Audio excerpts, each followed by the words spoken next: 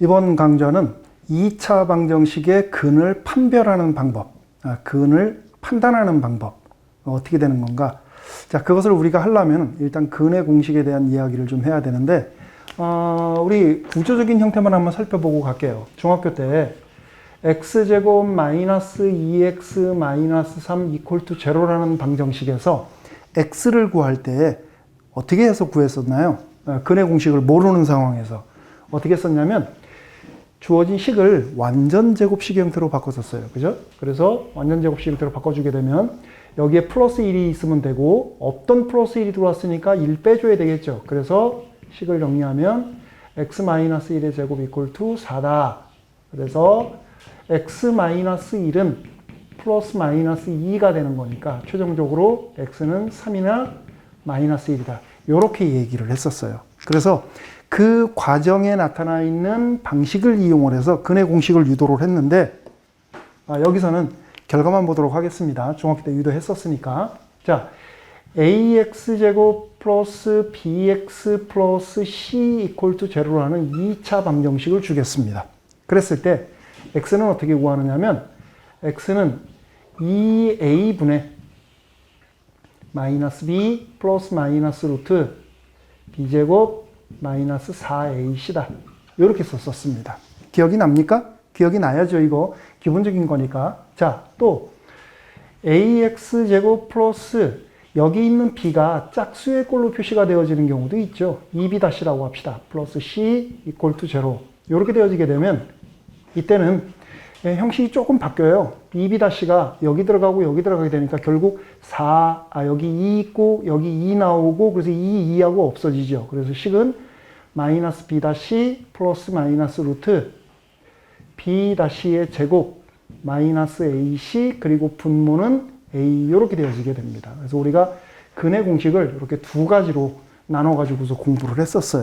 자, 이번 시간에 우리가 초점을 맞추는 것은 뭐냐면 바로 이 근호 안에 있는 b제곱 마이너스 4ac에 대한 이야기가 되어지게 되는 겁니다.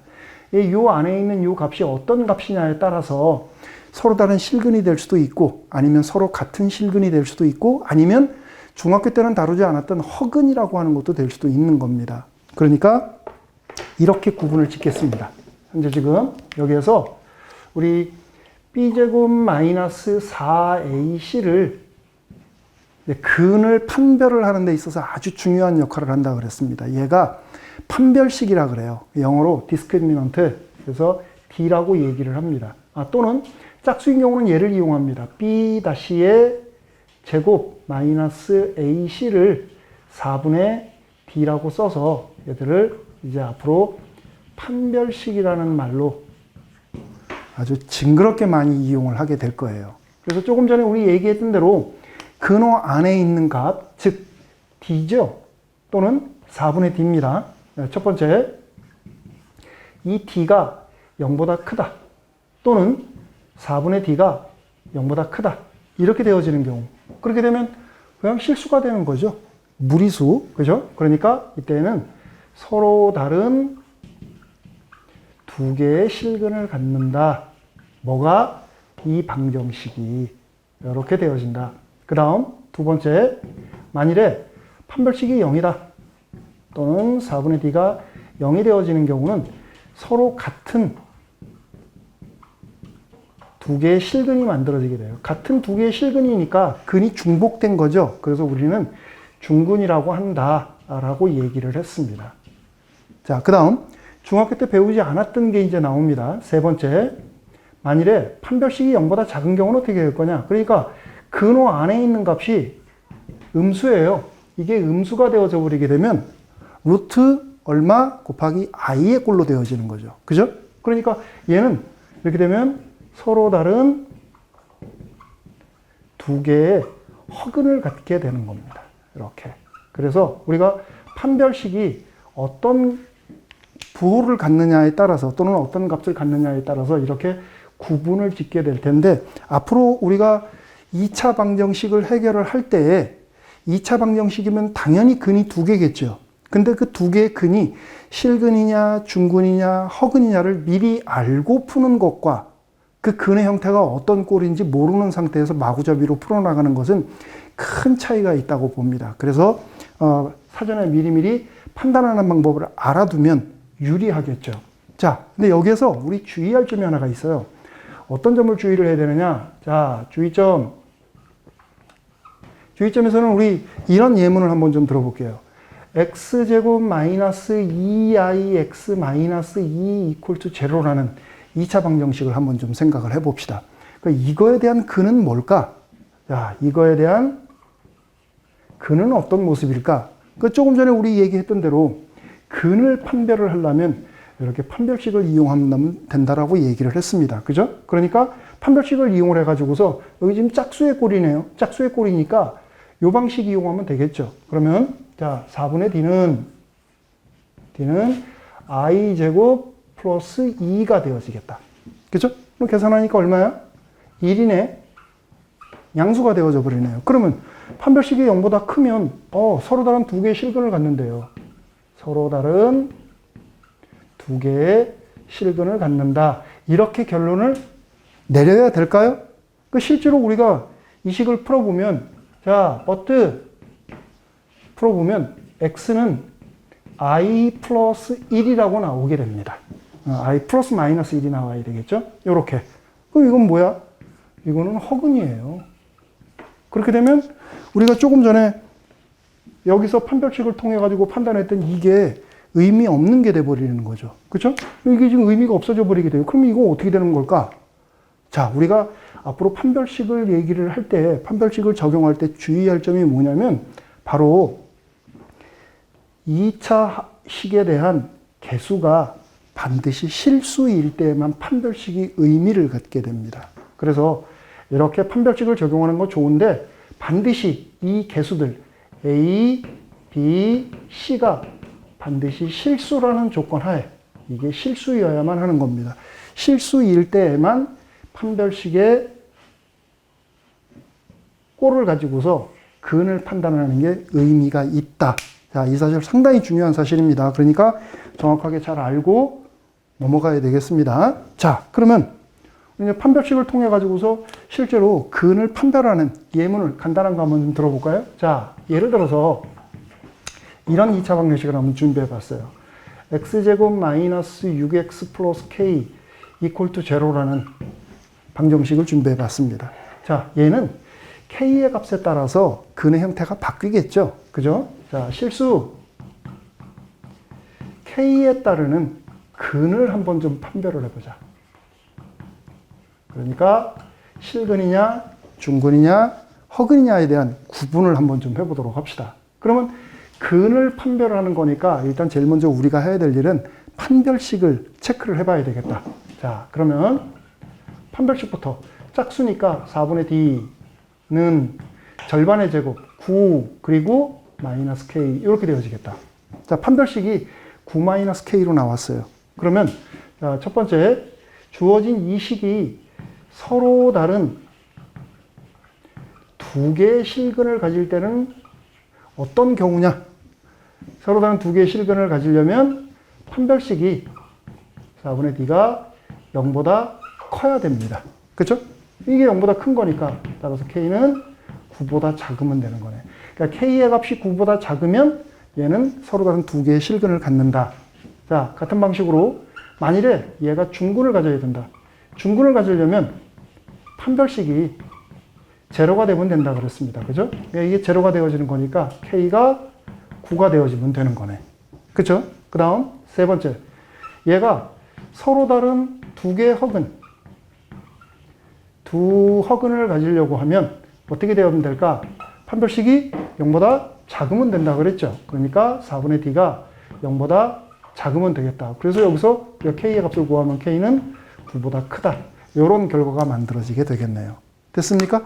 그러니까 2차 방정식이 있을 때 무작정 풀 게 아니라 그것의 근이 어떤 꼴인지 실근인지 허근인지 아니면 중근인지 먼저 판단을 한 다음에 근을 구한다면 결과에서 좀 생뚱맞은 게 나온다고 하더라도 당황하지 않겠죠.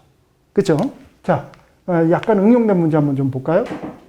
자, 예를 들어 가지고서 선생님이 이런 문제를 한번 좀 준비해 봤습니다.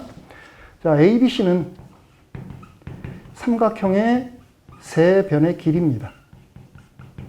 자, 이때 저 ABC를 개수로 하는 2차식을 한번 좀 제시해 보겠습니다. A의 1 플러스 X의 제곱 플러스 2BX 플러스 C의 1 마이너스 X제곱이라고 하는 이런 2차식을 하나, X에 관한 2차식을 준비했어요.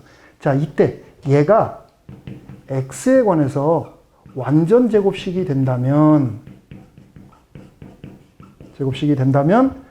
ABC는 어떤 조건을 만족하면 될까? 즉, 삼각형의 꼴은 뭘까? 하는 문제. 이런 문제. 이런 거 우리가 어떻게 해결을 해야 될까? 일단 X에 대한 완전 제곱이다.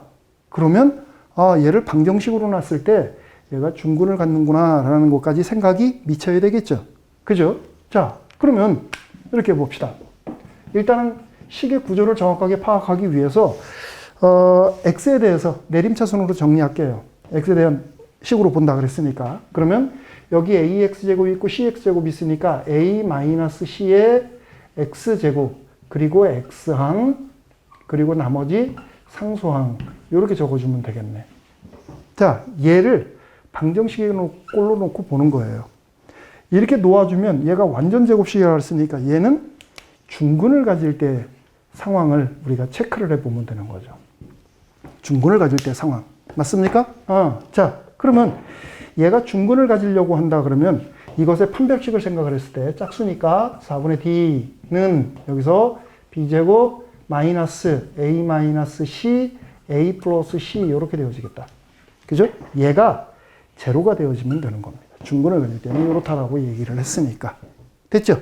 자, 여기까지 따라올 수 있죠? 자, 그러면 이 식만 정리해보면 되겠네. 얘는 B제곱 마이너스 A제곱에 플러스 C제곱 이퀄 투 제로. 그럼 이거는 뭐야? A제곱이 B제곱 플러스 C제곱이라는 얘기가 되어져 버리겠네요. 그죠?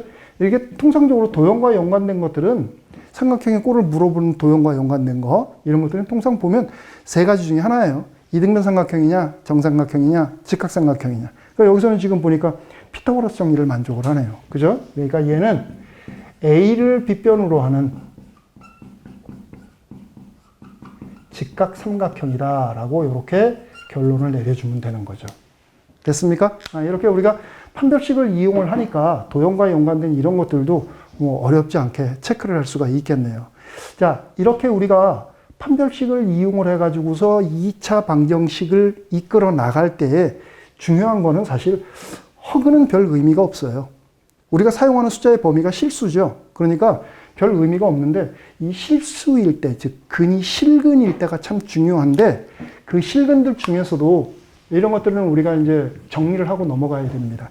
실근의 부호를 판단하는 방법 또는 실근의 부호에 따르는 식의 변화, 추이도 이런 것들을 우리가 어떻게 정리할 거냐 하는 게 중요한 겁니다. 자, 똑같은 조건 하에서 얘기를 할게요. 자, A, B, C는 실수입니다. 실수라고 하고 그때 얘네들을 개수로 하는 2차 방정식을 생각을 합니다. bx, c equal to 0. 자, 이것에 두 개의 실근을 알파와 베타라고 합시다. 됐습니까? 지금 상황이 약간 달라졌어요. 그냥 2차 방정식만 줬고 판별식을 가지고 얘기를 했는데 이번에는 두 개의 실근을 알파하고 베타라고 얘기를 한대요. 자, 이랬을 때 첫 번째 두 실근의 부호가 양근일 때, 자, 모두 양근이다. 그랬을 때 우리가 조사해야 될 조건들이 뭐가 되는가 한번 좀 체크를 해보고, 자, 두 번째 모두 음근일 때에는 또 우리가 판단해야 될 조건이 뭘까? 그 다음 세 번째 부호가 다를 경우, 부호가 다른 근일 때는 우리가 각자 어떻게 체크를 해야 그 조건에 부합된 결과를 알아볼 수 있을까? 자, 둘 다 실근이라고 얘기를 했으니까 일단 기본적으로 판별식은 0보다 크거나 0이 되어져야 되겠죠. 그죠? 서로 다른 두 실근, 서로 같은 두 실근. 둘 다 한 번에 묶어가지고 얘기할 수 있는 거니까. 자, 그 다음에 두 개 다 양근이라고 얘기를 했으니까 두 근의 합. 얘는 당연히 0보다 커야 되는 거고 또 두 근의 곱 어때요? 당연히 0보다 커져야 되겠죠. 그죠? 뭐 둘 다 음근일 때는 어때요? 그것도 역시 마찬가지로 실근이니까 0 이상이어야 되고 두 근의 합은 음근이라 그랬으니까 음수가 되어져야 되고 곱은 0보다 커져야 되겠죠. 됐습니까? 자, 근데 이 두 개하고 다르게 부호가 다른 두 근일 때에는 두 근의 곱만 0보다 작으면 돼요. 이렇게 판단을 합니다. 자, 그러면 이제 우리가 실근에 대해서만 이런 얘기를 하자고 얘기를 했는데 도대체 우리가 실근이라고 하는 것에 대해서 한정을 두는 이유가 뭘까? 그거 한번 생각을 해봐야 되고 또 하나는 부호가 다른 근일 때 하나는 양이고 하나는 음일 때에는 왜 이거는 판단을 안 하고 이것만 판단을 할까? 그런 부분을 우리가 좀 확인을 해볼 필요가 있어요. 자, 그래서 확인 한번 해보겠습니다. 자, 확인. 먼저 이 경우부터 한번 판단을 해봅시다. 이 경우에 실근이라는 조건이 없다면 어떤 일이 벌어질까? 자, 만일에 1번과 2번에 해당되어지는 경우입니다. 만일에 우리가 알파를 1 플러스 i 허근이고 베타를 1 마이너스 i라고 한번 해봅시다. 자, 이거라 하자. 그러면 두 근을 합치면 뭐예요? 2가 되네. 양수. 두 근을 곱하면 마찬가지로 2가 되죠. 이것도 양수. 그러니까 두 개 합치면 양수, 이것도 양수인데 얘는 뭐예요? 실수가 아니죠. 그렇게 되면 이거의 조건에 맞지 않는 거네. 그렇죠? 그렇기 때문에 반드시 실수일 때에만 이것을 적용을 해야 얘기를 꾸려나갈 수 있게 되는 거다. 자, 이제 이해가 되겠습니까? 왜 우리가 실근에서만 얘기를 하는지. 그 다음 세 번째, 이 경우도 한번 생각해 봅시다. 자, 세 번째 경우에는 왜 우리가 이것만 판단하고 얘는 판단하지 않을까? 자, 근각에서의, 우리 중학교 때 근각에서의 관계 대충 공부했어요. 그렇죠? 그러니까 현재 우리가 근각에서의 관계에서 두 근의 곱을 생각을 하면, 자, 두 근의 곱을 생각해 봅니다. 두 근의 곱이면 그것은 알파 베타인데 주어진 이 방정식에서 두 근의 곱이면 a분의 c예요. a분의 c. 자, 그러면 얘가 0보다 작다라고 얘기를 하면, 자, 이거라면 우리는 일단 기본적으로 판별식에 관한 이야기가 왜 안 들어갔냐라고 지금 얘기를 하고 그 이유를 얘기하는 거니까 판별식을 체크를 해보면 이 식에서 b제곱 마이너스 4ac입니다. 자, 여기 지금 보니까 a분의 c가 0보다 작아요. 그러면 ac도 0보다 작은 게 되는 거죠. 양변에 a제곱을 곱해서 정리하면. 그렇게 되면 이거 음수, 거기 마이너스 붙었으니까 양수, 결과적으로 전체적으로 양수, 이렇게 되어져 버리네요. 그러니까 부호가 서로 다르면 기본적으로 얘를 가지고 있는 겁니다. 이 기본적으로 포함이 되어지는 조건이에요. 그러니까 따로 여기다가 판별식이 0 이상이어야 된다 또는 0보다 커야 된다라는 조건을 걸지 않아도 이건 하나만 가지고 있어도 이것에 대한 설명이 되어지는 거다. 이렇게 되어지는 겁니다. 됐습니까? 자, 오늘은 우리 판별식을 이용해서 근을 판단하는 방법을 공부를 했습니다. 앞으로는 2차 방정식을 풀어나가기 직전에 얘가 가지고 있는 근이 실근인지 중근인지 허근인지 먼저 판단한 다음에 근을 구하면 조금 더 효율적이지 않을까 하는 얘기를 끝으로 오늘 강의를 마무리 짓겠습니다. 수고했습니다.